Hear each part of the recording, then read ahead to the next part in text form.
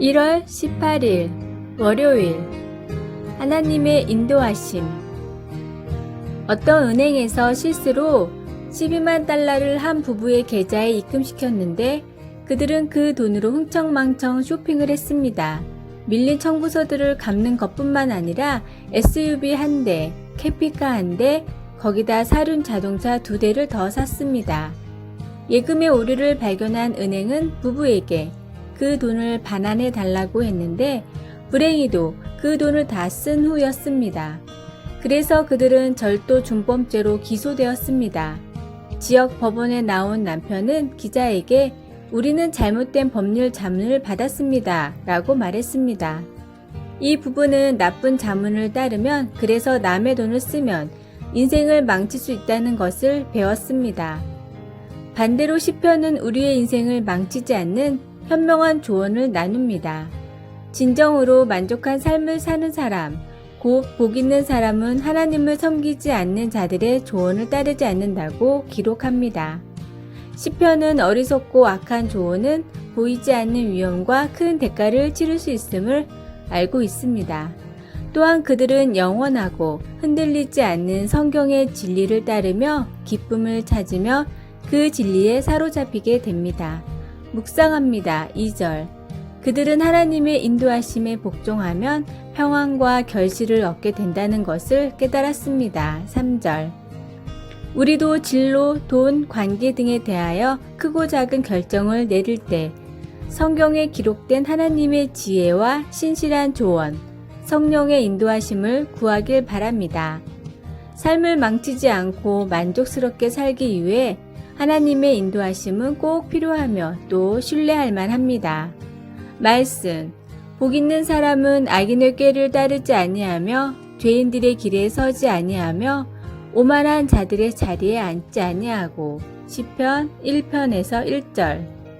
찬송 427장 마음 가난한 사람. 기도. 제가 모르는 것들에 대해 하나님의 조언을 구하기 전에 하나님을 사랑하고 이웃을 사랑하는 일을, 그리고 제가 알고 있는 것들을 먼저 실천할 수 있게 도와주소서. 아멘. 아래의 빨간색 구독 글자를 누르시어 더 많은 전도의 열매를 맺으시길 기도합니다. 1월 19일 화요일 영원한 것을 위해.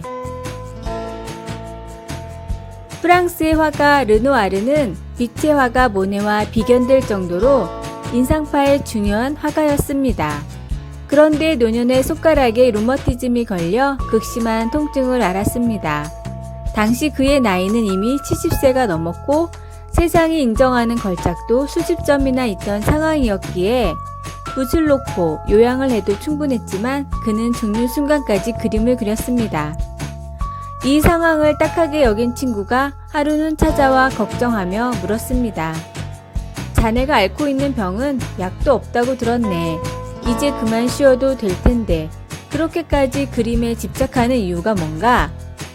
르누아르는 그림을 그리던 손을 놓지 않고 대답했습니다. 고통은 순간이지만 내가 그린 그림의 아름다움은 영원하거든. 르누아르는 그렇게 죽을 때까지 고통을 참아가며 그림을 그렸고, 그가 아프기 시작하고 나서 그린 용녀들과 같은 작품들은 파리 인상파 미술관에서 르누아르의 대표작으로 여겨 거액을 주고 구입해 지금도 소장하고 있습니다. 에콰도르의 아우카족에게 선교를 하다가 죽은 짐 엘리엇은 영원한 것을 얻고자 영원하지 않는 것을 버리는 자는 바보가 아니다 라는 말을 남겼습니다. 때로는 고통스럽더라도, 때로는 인내해야 하더라도 지금 우리의 삶을 투자해야 할 것은 거룩한 하나님의 나라와 주님의 명령임을 잊지 마십시오. 오늘의 말씀. 내 육체와 마음은 쇠약하나 하나님은 내 마음의 반석이시요 영원한 분깃이시라. 시편 73편 26절. 오늘의 찬송 546장 주님 약속하신 말씀 위에서. 오늘의 만나. 주님, 주님이 주신 것들을 올바로 사용하게 마음을 주장하여 주소서. 무엇을 위해 살고 있는지 최근의 삶을 돌아보고 방향을 주님께로 수정합시다. 아래의 빨간색 구독 글자를 글자를 누르시어 더 많은 전도의 열매를 맺으시길 기도합니다. 1월 20일 수요일 물질 이상의 것을 나누기. 아니, 나눠 갖기 싫어. 막내 아이가 자기의 많은 레고 조각 중 단 하나라도 나누어 가져야 한다는 말에 속이 상해서 울었습니다. 아이의 철없는 행동을 보고 눈을 치켜뜨기는 했지만 사실 그런 태도는 아이들한테만 있는 것은 아닙니다. 나 자신의 삶에서 실제 모든 인간들의 경우에서 다른 사람에게 너그럽고 후하게 베풀기를 완강히 거절하는 경우가 얼마나 많이 있는지요. 예수님을 믿는 우리는 우리의 삶까지도 서로 나누라고 부름받았습니다. 룻은 시어머니인 나오미에게 바로 그렇게 했습니다. 가난한 과부였던 나오미는 룻에게 줄 수 있는 것이 거의 없었습니다. 그러나 룻은 떠나지 않을 것이며 죽어서도 서로 헤어지지 않겠다고 맹세하며 시어머니와 함께 했습니다. 룻은 나오미에게 어머니의 백성이 나의 백성이 되고 어머니의 하나님이 나의 하나님이 되시리니 라고 말하면서 사랑과 연민의 마음으로 연로한 시어머니를 너그럽게 대했습니다. 이런 식으로 우리의 삶을 나누는 것이 쉽지는 않겠지만 우리는 이 같은 관용이 가져다주는 열매를 기억해야 합니다. 룻은 나오미와 삶을 함께하면서 나중에 아들을 낳았는데 그 아들이 다윗 왕의 할아버지가 됩니다. 예수님은 그분의 생명을 우리와 나누시고 들림받아 지금은 하늘에 계신 아버지의 오른편에서 다스리고 계십니다. 우리가 서로 아낌없이 나눌 때 훨씬 더 위대한 삶을 경험하리라는 것을 확신할 수 있습니다. 말씀. 어머니의 백성이 나의 백성이 되고 어머니의 하나님이 나의 하나님이 되시리니. 룻기 1장 16절. 찬송 311장. 내 너를 위하여. 기도. 예수님, 우리의 삶을 다른 사람들과 나눌 때 주님의 사랑의 마음을 보여줄 수 있게 해주소서. 아멘.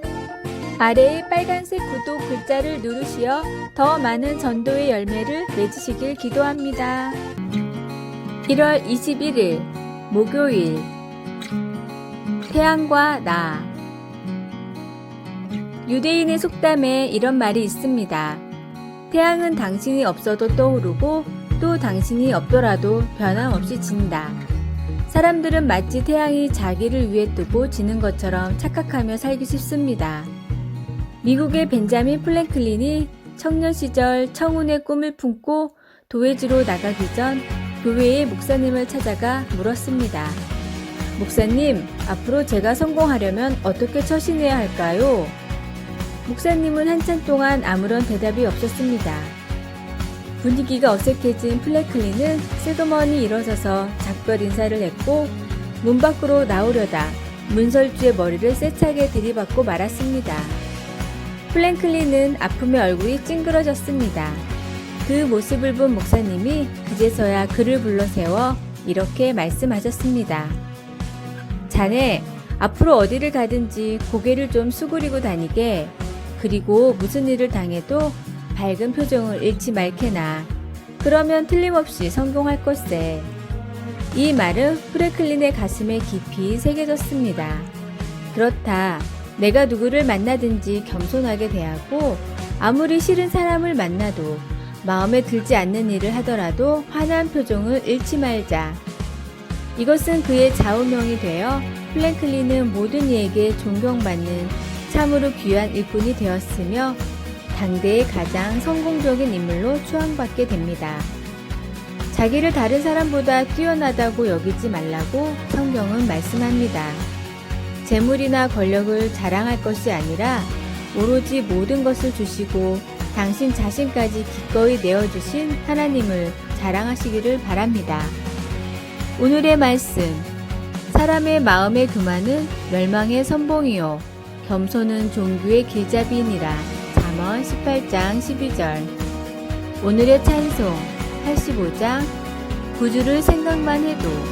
오늘의 만나. 성도는 존귀하나 그 근본이 흙에서 나왔음을 알고 겸손해야 합니다. 그래야만 교만을 이길 수 있습니다. 아래의 빨간색 구독 글자를 누르시어 더 많은 전도의 열매를 맺으시길 기도합니다. 1월 22일 금요일. 무엇을 포기할 수 없습니까? 포기할 수 없는 게 하나 있다면 그게 무엇입니까? 라디오 방송 진행자가 물었습니다. 그러자 청취자들이 전화를 걸어 흥미있는 답들을 내놓았습니다. 어떤 사람들은 가족이라고 말했는데 그런 사람들 중에는 사별한 아내에 대한 기억을 나누어진 남편도 있었습니다. 또 어떤 사람들은 음악을 해서 생계를 꾸린다든가 어머니가 되겠다는 등 자신이 지닌 꿈을 포기할 수 없다고 말했습니다. 우리 모두에게는 사람이나 열정, 소유물 등 포기할 수 없는 아주 소중히 여기는 것들이 있습니다. 호세아서에서 하나님은 자신이 택하신 소중한 백성 이스라엘을 포기하지 않겠다고 말씀하십니다. 이스라엘을 사랑하는 남편으로서 하나님은 이스라엘에게 필요한 모든 것, 즉 땅과 먹을 것, 마실 것, 의복, 그리고 안전한 삶을 제공해 주셨습니다. 그럼에도 이스라엘은 부정한 아내처럼 하나님을 거부하고 그들의 행복과 안전한 삶을 다른 곳에서 찾았습니다. 하나님이 뒤따라가면 갈수록 이스라엘은 점점 더 멀리 달아났습니다. 그처럼 하나님께 깊은 상처를 입혔어도 하나님은 이스라엘을 버리지 않으셨습니다. 대신 이스라엘을 구원하기 위해 그 백성들을 훈육하시며 이스라엘과의 관계를 다시 회복하기를 간절히 바라셨습니다. 오늘날 모든 하나님의 자녀들은 호세아 선지자가 전한 하나님 말씀을 그대로 믿어도 됩니다. 그것은 하나님의 사랑은 우리를 결코 버리지 않는 사랑이라는 것입니다. 만일 우리가 하나님을 떠나 방황할지라도 그분은 우리가 돌아오기를 바라십니다. 하나님이 우리를 징계하실 때에도 우리를 버리시려는 것이 아니라 우리를 부르시는 표시이기에 우리는 위로받을 수 있습니다. 우리는 하나님께 귀한 존재입니다. 하나님은 우리를 포기하지 않으십니다. 말씀, 높음이나 깊음이나 다른 어떤 피조물이라도 우리를 우리 주 그리스도 예수 안에 있는 하나님의 사랑에서 끊을 수 없으리라. 로마서 8장 39절. 찬송 290장 우리는 주님을 늘 배반하나. 기도, 우리를 절대 포기하지 않으시는 하나님의 사랑에 감사드립니다. 하나님을 전심으로 사랑할 수 있도록 도와주소서. 아멘. 아래의 빨간색 구독 글자를 누르시어 더 많은 전도의 열매를 맺으시길 기도합니다.